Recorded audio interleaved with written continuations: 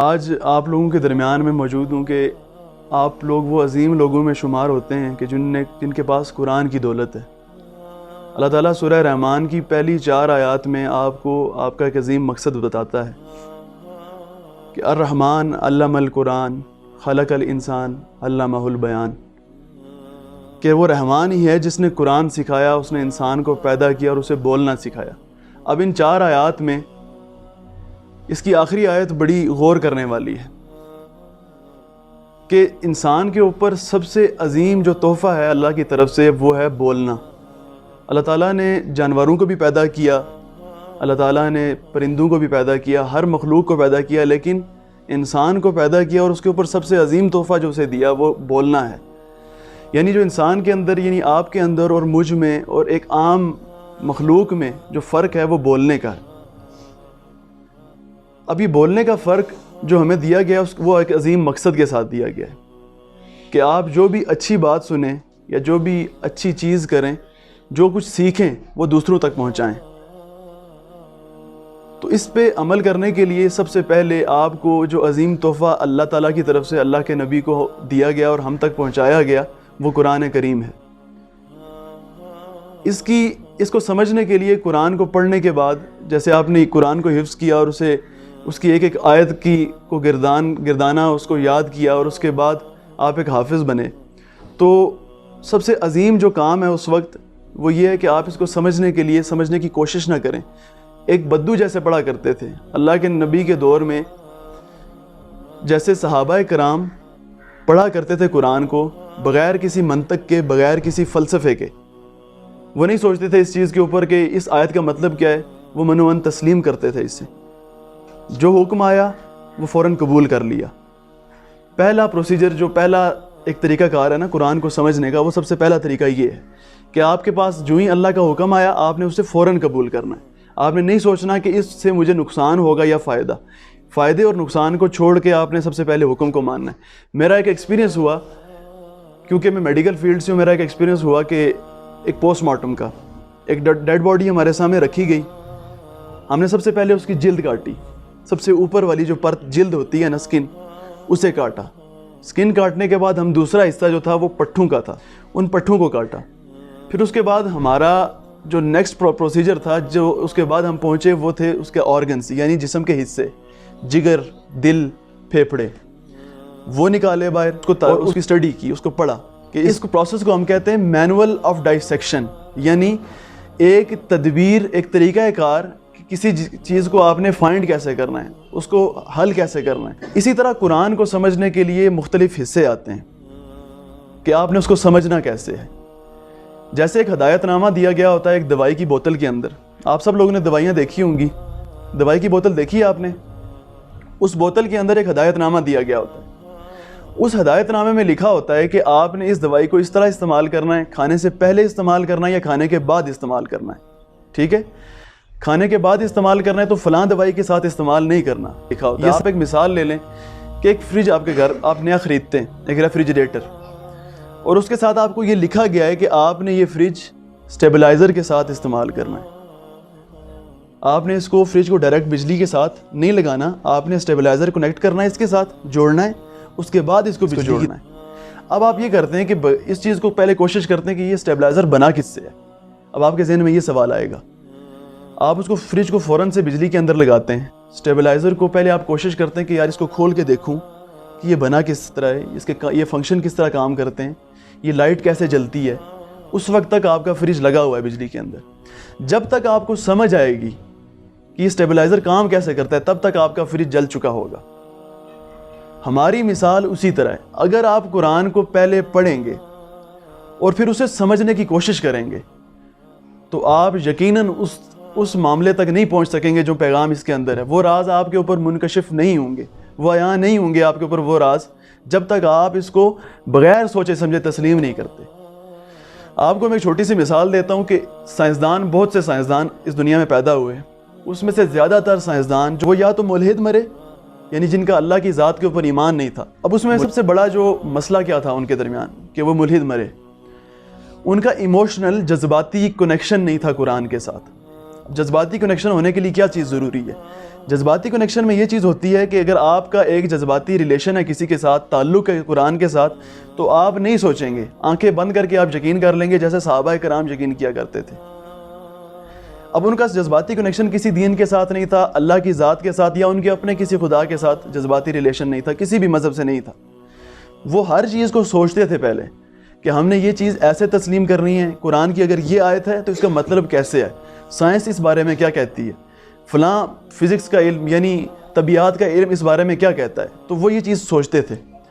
میں 3-4 سائنسدانوں کی مثال دیتا ہوں۔ آئنسٹائن، اللہ کے نبی واقعہ معراج پہ گئے، واقعہ معراج جب ہوا نا، اللہ کے نبی معراج پہ گئے، اس کو ثابت کرنے کے لیے ہمارے پاس اس وقت اگر کوئی تھیوری ہے، کوئی فارمولہ ہے، وہ آئنسٹائن کا دیا ہوا ہے، تھیوری آف ریلیٹیوٹی۔ اس کے علاوہ اس کی بہت ساری تھیوریز ہیں جو اس نے دی ہیں، یعنی ایک ایسی مشق دی ہے اس نے کہ اس سے ہم ثابت کر سکتے ہیں کہ اللہ کے نبی واقعہ معراج پہ گئے تو کیسے گئے ہوں گے، براق نے وہ میلوں کروڑوں سالوں کا سفر کیسے پلک جھپکنے میں طے کیا کہ وہ کنڈی بھی ہل رہی تھی، وہ بسترا بھی گرم تھا، وہ کیسے واپس آیا، تو وہ ہم کس سے تسلیم کرتے، وہ کون سی چیز ہے جو بتاتی ہے، وہ آئنسٹائن کی تھیوری بتاتی ہے۔ لیکن آئنسٹائن خود ملحد تھا، اتنا عظیم علم ہونے کے باوجود وہ بندہ ملحد کیوں تھا؟ کیونکہ اس کا جذباتی کنیکشن نہیں تھا، جذباتی ایموشنل کنیکشن نہیں تھا قرآن مجید کے ساتھ یا کسی بھی کتاب کے ساتھ، اللہ کے کلام سے اس کا جذباتی ریلیشن نہیں تھا۔ دوسرا اسٹیفن ہاکنگ ہے، جو 2-3 سال پہلے یا 2019 میں اس کا انتقال ہوا۔ اس آدمی نے فزیکلی جو کائنات ہے، اب ایک یہ دنیا ہے نا، اس دنیا کے علاوہ بھی بہت ساری کائنات ہیں، بہت ساری دنیاں ایسی ہیں کہ جسے ہم تسخیر نہیں کر سکے، جسے ہم نے اس آنکھ سے نہیں دیکھ سکتے، اس کو کس نے تسخیر کیا؟ اسٹیفن ہاکنگ نے۔ اسٹیفن ہاکنگ اس کا نام تھا، لیکن وہ ایتھسٹ تھا، وہ خدا کی ذات پہ ایمان نہیں رکھتا تھا۔ وجہ کیا؟ کہ اس کے پاس ہر چیز کا علم تھا، اس کی کسی بھی کتاب سے ایموشنل اٹیچمنٹ نہیں تھی، تو وہ ملحد مر گیا۔ تو آپ لوگوں نے سب سے پہلے جو قرآن آپ حفظ کر رہے ہیں، تو آپ نے سب سے پہلے اس کے ساتھ ایک ایسا ریلیشن، ایک ایسا تعلق بنانا ہے اپنا کہ آپ کو کچھ بھی ہو جائے، زندگی میں کسی مقام کے اوپر بھی ضرورت پڑے تو آپ کا پہلا ذریعہ جو آپ کا سوال پوچھنے کی جو بات ہو، یعنی آپ کو کسی بھی چیز میں کچھ بھی ضرورت پڑے تو سب سے پہلا ذریعہ آپ کا قرآن ہونا چاہیے۔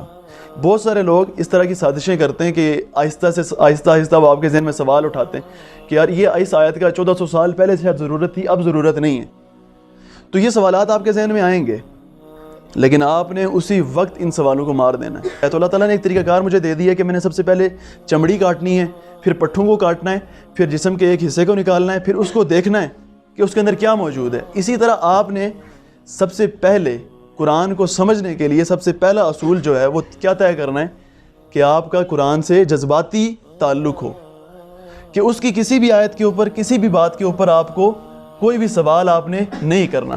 تو یہ چیز آپ سمجھ چکے ہیں۔ آپ نے اپنی اہمیت سمجھنی ہے کہ آپ کا جو سب سے عظیم اگر عزت آپ کو دی جاتی ہے نا کسی چیز کی وجہ سے، میں اگر کہیں سے چل کے آیا ہوں، میں آیا ہوں ایک حافظ کے پاس جس کی اتنی عظیم عزت ہے، جس کے دل میں وہ قرآن ہے کہ جو اللہ کے نبی طائف میں پتھر بھی کھائے اس کا پیغام پہنچانے کے لیے، لیکن بڑا عظیم مقصد۔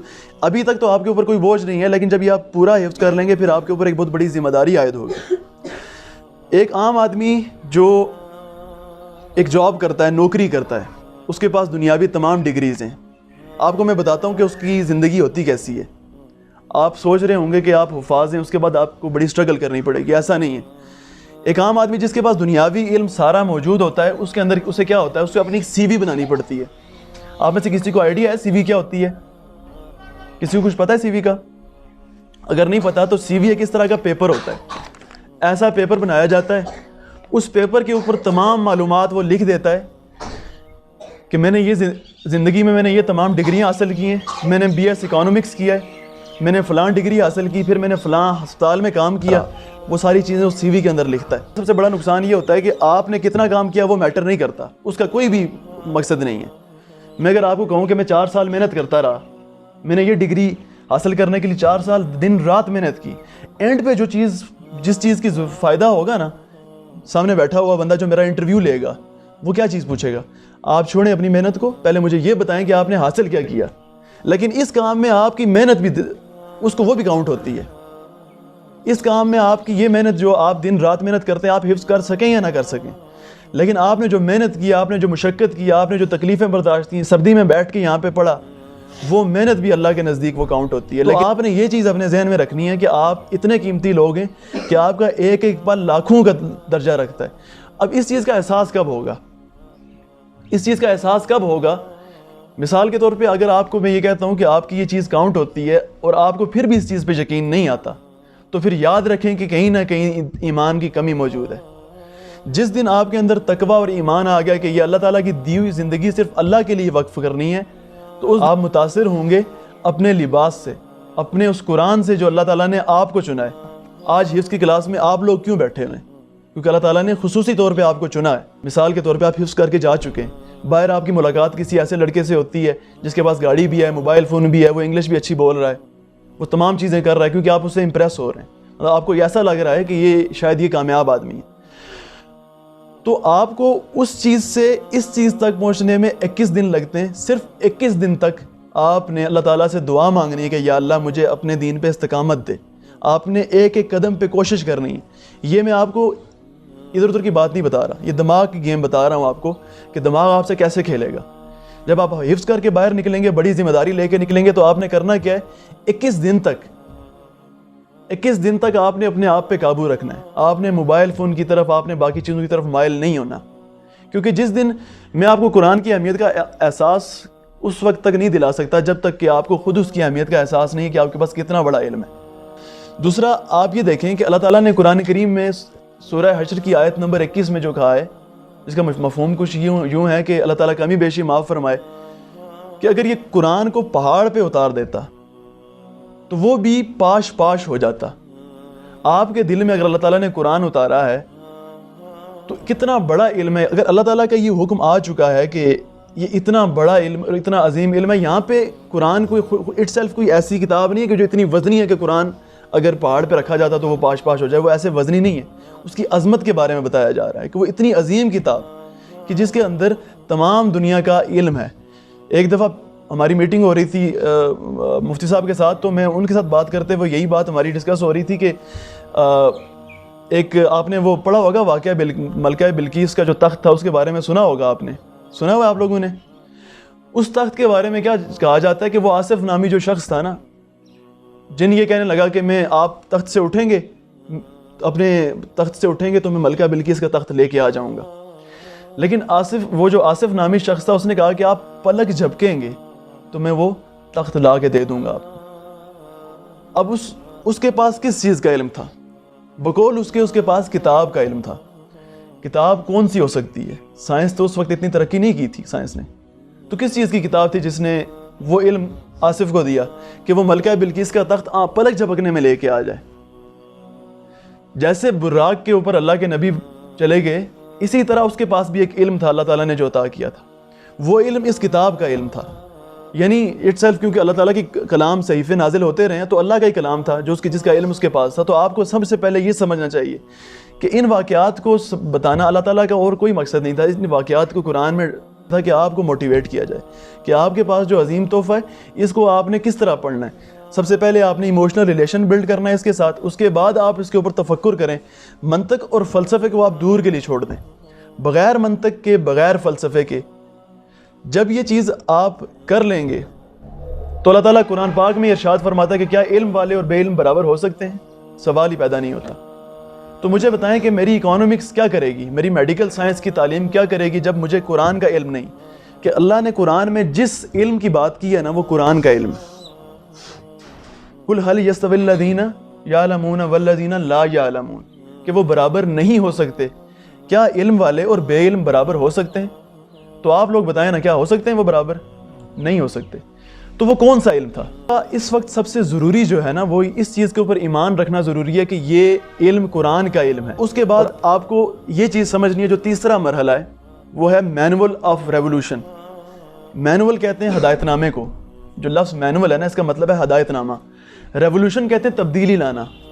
ٹھیک ہے، اب تبدیلی لانے کے لیے میں آپ کو ایک مثال دیتا ہوں. ابھی ہماری تھوڑی دیر پہلے گفتگو ہو رہی تھی کہ انگریز نے 1857 کے بعد تبدیلی لائی اس تمام خطے کے اندر.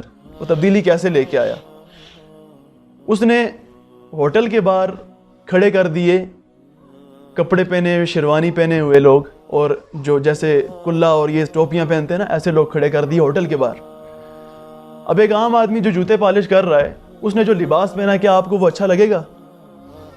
سوال ہی پیدا نہیں ہوتا، وہ آپ کو اچھا نہیں لگے گا۔ آپ کبھی بھی کسی بڑے فنکشن پہ، شادی پہ یا کسی بڑی تقریب کے اندر آپ وہ لباس پہن کے نہیں جائیں گے، یا جوتے کے لیے پالش کرنے کے لیے دستانہ پہنا ہوتا ہے، وہ دستانہ پہن کے آپ کبھی کھانا کھانے کے لیے نہیں جائیں گے۔ تو اس نے ہمارے دماغ پہ وار کیا۔ اس نے کیا کیا کہ کپڑوں کو اس نے ایسا لباس بنا دیا کہ جو شرمندگی کا باعث بنتا ہے، ٹھیک ہے؟ اب اسے کہتے ہیں ریولوشن، تبدیلی لے کے آنا۔ اس نے تبدیلی لانے کے لیے سب سے پہلا وار ہمارے لباس پہ کیا۔ نہ ہم انگریز بن سکے، نہ ہم ایک عام ایشیائی مسلم۔ اس لباس کی اہمیت کیوں ہے، یا اس حلیے کی اہمیت کیوں ہے، اس داڑھی کی اہمیت کیوں ہے؟ کیونکہ اللہ کے نبی پسند کرتے تھے ستر کو، کہ انسان اب ڈھکا ہوا ہو، ایک باپردہ لباس ہو، اس کو پسند کرتے تھے۔ اب اس میں کوئی سوال آپ نے نہیں کرنا۔ دوسری مثال میں آپ کو داڑھی کی دیتا ہوں۔ انگریز نے کلین شیو کرنا شروع کر دیا، مطلب وہ شیو کرتا تھا، اور ہمارے ایشیائی مسلمانوں نے اس کو فالو کرنا شروع کر دیا۔ اب آپ نے کوئی سوال نہیں کرنا کہ داڑھی کے فائدے کیا ہیں، کوئی فائدہ نہیں۔ خدا نہ خواستہ اگر کوئی فائدہ نہیں ہے، تب بھی آپ نے صرف اس لیے داڑھی رکھنی ہے کہ وہ اللہ کے نبی کا حکم ہے۔ لیکن اگر میں فائدے گنوانا شروع ہو جاؤں تو انسان کی جو چمڑی ہے نا، اسکن، اس کی ایک بیماری ہے نا، اسے سیلولائٹس کہا جاتا ہے۔ سیلولائٹس ایک ایسی بیماری ہے جس میں جسم کے اوپر کوڑے بننا شروع ہو جاتے ہیں۔ یہ چیزیں آپ کو آہستہ آہستہ سیکھنے کو ملیں گی۔ میں اسی لیے آپ کو یہ کہہ رہا ہوں کہ فلسفہ منطق کو چھوڑ کے جب آپ پہلے ایک ایموشنل ریلیشن بلڈ کریں گے تب۔ اب قرآن کا علم جب ایک بندے کے اندر آ جاتا ہے، دین کا علم آ جاتا ہے آپ کے اندر، تو میں نے آپ کو پہلی مثال دی کہ جب آپ باہر جائیں گے تو آپ کو کیا چیزیں فیس کرنی پڑیں گی۔ وہ یہ ہوگا کہ آپ ایسے شخص سے ملیں گے کہ جو بڑا مانوس تھا برطانیہ کے نظام سے، انگریزوں کے نظام سے مانوس ہے، ان کے جانے کے بعد بھی ان کے نظام کو فالو کرنا ہے، آپ نے اس کے اوپر ترس کھانا ہے۔ دوسری چیز جو آپ نے کرنی ہے وہ کیا ہے کہ جب آپ دیکھیں ایسے لوگوں کو تو آپ کوشش یہ کریں کہ آپ اپنے انداز سے ان کو مانوس کرنے کی کوشش کریں۔ آپ اپنا حلیہ ایسا بنائیں کہ ایک حافظ سے وہ لوگ متاثر ہوں، انہیں پتہ چلے کہ یہ اس کے دل میں قرآن ہے تو یہ کتنا کامیاب شخص ہے۔ دنیاوی کامیابی کی بات نہیں کر رہا، اخروی کامیابی کی۔ کہ جب قرآن کا علم آیا حضرت عمر کے پاس رضی اللہ تعالیٰ عنہ، اب ان کے پاس جب قرآن کا علم آیا تو حضرت عمر فرماتے ہیں کہ جب وہ حج کے لیے تشریف لے کے آئے تو مکہ کی پہاڑیاں دیکھ کے رونا شروع کر دیا۔ مکہ کی پہاڑیاں دیکھ کے حضرت عمر نے رونا شروع کر دیا۔ صحابہ نے عرض کی، ساتھ جو تھے ساتھی، کہ عمر کیوں رو رہے ہو؟ تو کہنے لگے کہ میں یہاں پہ اونٹ چرانے آیا کرتا تھا، تو روزانہ کوئی نہ کوئی اونٹ مجھ سے چوری ہو جاتا، گم ہو جاتا، میرے اونٹوں میں سے کوئی نہ کوئی لوگ لے کے چلے جاتے یا گم ہو جاتا۔ تو میرے والد روز کہا کرتے، کیا عمر تم سے تو 4 اونٹ نہیں سنبھالے جاتے۔ آج وہی عمر ہے کہ 22 لاکھ مربع میل کے اوپر حکومت کر رہا ہے۔ تو مجھے یہ بتائیں ان کے پاس کس چیز کی طاقت تھی؟ ایمان کی طاقت تھی۔ تو یاد رکھیں کہ ایک عام دنیاوی تعلیم رکھنے والا شخص کے اندر وہ کرج، یعنی وہ حوصلہ، وہ ہمت نہیں پیدا ہو سکتی، وہ جو حوصلہ آپ کے اندر ہے، جو آگ، جو تپش آپ کے اندر ہے، وہ اس کے اندر پیدا نہیں ہو سکتی۔ وہ کیوں نہیں ہو سکتی؟ کیونکہ اس کے پاس ایک مقصد نہیں ہے۔ اللہ کو راضی کرنا مقصد ہے آپ کا، ایسا ہی ہے۔ حفظ کیوں کر رہے ہیں آپ؟ اس کتاب کو آگے پہنچانا ہے اور اللہ کو راضی کرنا، یہی مقصد ہے۔ اب یہ مقصد جب آپ کے ذہن میں ہوگا تو آپ صرف اور صرف اللہ کی رضا کے لیے کام کریں گے۔ لیکن ایک دنیاوی ڈگری رکھنے والا زیادہ تر لوگ، میں سبھی کی نہیں کہتا، زیادہ تر لوگ جو دنیاوی ڈگری رکھتے ہیں ان کا مقصد کیا ہوتا ہے؟ ہم نے اچھی گاڑی لینی ہے، اچھا گھر بنانا ہے، شادی کرنی ہے اور اس کے اوپر کروڑوں کا خرچہ کرنا ہے، اور پھر ہم لاکھوں کی جائیداد چھوڑ کے جائیں اپنے بچوں کے لیے۔ لیکن آپ کا یہ مقصد نہیں ہے۔ تو جب آپ کا یہ مقصد نہیں ہوگا تو آپ دنیا میں بھی کامیاب ہوں گے، آخرت میں بھی کامیاب ہوں گے۔ لیکن یاد رکھیے کہ اس چیز کے ساتھ کہ آپ دنیا میں بھی کامیاب ہوں گے اور آخرت میں بھی، تو اگر دنیا میں کامیاب آپ نہیں ہوتے تو آپ نے ہرگز یہ نہیں سوچنا کہ ہمیں دنیا کیوں نہیں ملی، کیونکہ مسلمان کے لیے یہ ہے ہی نہیں۔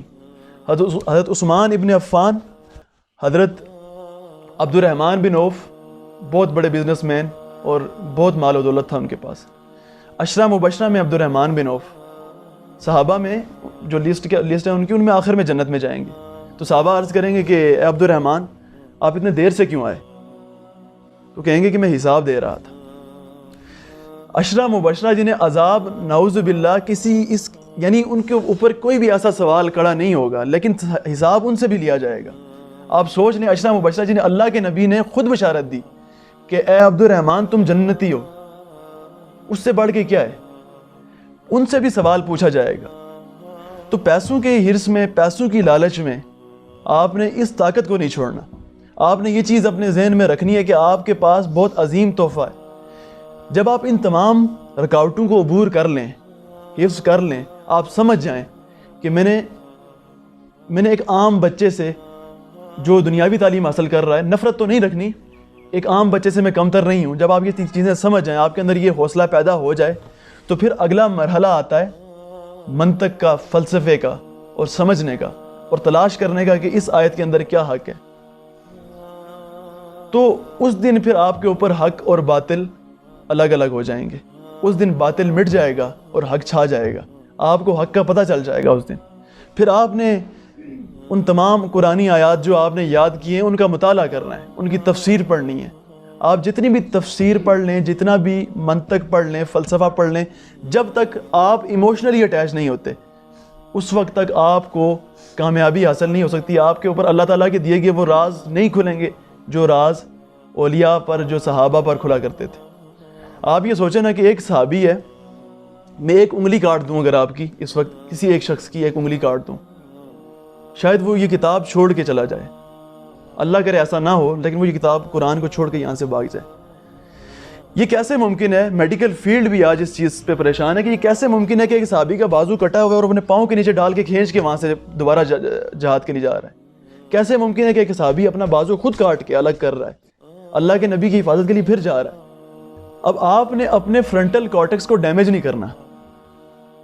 اب فرنٹل کارٹیکس جب ڈیمیج ہوتا ہے تو اس کے بعد کیا ہوتا ہے؟ جب آپ کا سوچنے سمجھنے کی صلاحیت ختم ہو جائے گی، آپ کو قرآن کے علاوہ کسی چیز کی عادت پیدا نہیں کرنی۔ آپ نے موبائل فون یوز کرنے کی عادت نہیں پیدا کرنی، آپ نے اپنے دوستوں سے ملنے کی بھی عادت نہیں پیدا کرنی۔ یہ چیز یاد رکھیں، آپ نے کسی چیز کو روزانہ اس وقت تک نہیں کرنا سوائے دین کے کسی کام کے، یہ چیز یاد رکھیں۔ لیکن مدرسے کے بچے کو تھوڑا سا مختلف ہونا پڑے گا، کیونکہ مقصد بڑا ہے۔ میرا مقصد بڑا چھوٹا ہے، میں نے پیسہ کمانا ہے، میں نے گھر بنانا ہے، میں نے گاڑیاں لینی ہیں، یہ بڑا چھوٹا مقصد ہے۔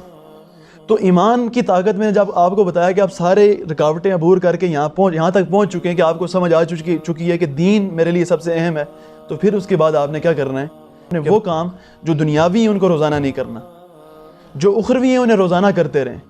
جب یہ اس طرح سے استعمال کرنا شروع ہو جائیں گے، آپ کی فاؤنڈیشن، جو آپ کی جو بنیاد ہے نا، وہ اسٹرانگ ہو جائے گی، پھر آپ آگے بڑھ سکتے ہیں۔ طور پہ آپ لوگوں میں سے کوئی موبائل فون یوز کرتا ہے؟ کوئی یوز کرتا ہے آپ میں سے موبائل فون؟ میرے خیال سے کوئی بھی نہیں کرتا۔ چلیں اسی چیز کی امید رکھ لیتے ہیں۔ تو موبائل فون کے اوپر لوگ ویڈیوز چڑھایا کرتے ہیں نا، مختلف ویڈیوز۔ جب آپ ایک ویڈیو ہٹاتے ہیں دوسری ویڈیو آتی ہے، دوسری ہٹاتے ہیں تیسری ویڈیو آتی ہے۔ اب پہلی ویڈیو سے دوسری ویڈیو کے درمیان کا جو وقفہ ہے نا، وہاں پہ دماغ آپ کو وسوسہ ڈالتا ہے کہ اگلی جو چیز آنے والی ہے اس میں کیا ہوگا۔ یہی مثال آپ کی دنیاوی حلقہ احباب کی ہے۔ جب آپ ایک شخص سے ملتے ہیں، وہ آپ کو ایک عجیب سی بات بتاتا ہے، ہوتا ہے کہ میں کسی اور شخص سے ملوں، وہ کیا بات بتائے گا؟ تو پھر انسان برائی کی طرف مائل ہونا شروع ہو جاتا ہے۔ تو جب بھی آپ یہاں سے نکلیں، اس اپنی قدر و منزلت جانتے ہوئے آپ اپنا حلقہ احباب چنیں کہ آپ کا جو حلقہ احباب ہے وہ مختصر ہونا چاہیے اور وہ ایسا ہونا چاہیے کہ جو پڑھا لکھا ہو۔ تو اپنی اہمیت کو جاننے کے لیے نا، آپ کے لیے سب سے زیادہ ضروری کیا چیز ہے کہ آپ کو سمجھ آ چکی ہے کہ کیا ضروری ہے، آپ نے قرآن کا علم کیسے حاصل کرنا ہے، یعنی آپ نے ایموشنل ریلیشن بلڈ کرنا ہے اور اپنی قدر و منزلت جاننی ہے۔ جب آپ کسی کے سامنے کھڑے ہوں تو آپ کے اندر، اگر آپ کے اندر کانفیڈنس یعنی خود اعتمادی کی کمی ہوئی، تو یاد رکھیں کہ یہ نشانی ہے کس چیز کی، کہ آپ اس علم کو مقدم نہیں سمجھتے جو آپ کے دل میں موجود ہے۔ تو اس لیے اس قرآن کو عزت دیں، اپنے اندر وہ حوصلہ پیدا کرنا ہے، اپنے اندر وہ کرج پیدا کرنی ہے کہ جب آپ کسی کے سامنے جائیں تو اس قرآن کی عزت کرنی ہے، اس کو اہمیت دینی ہے۔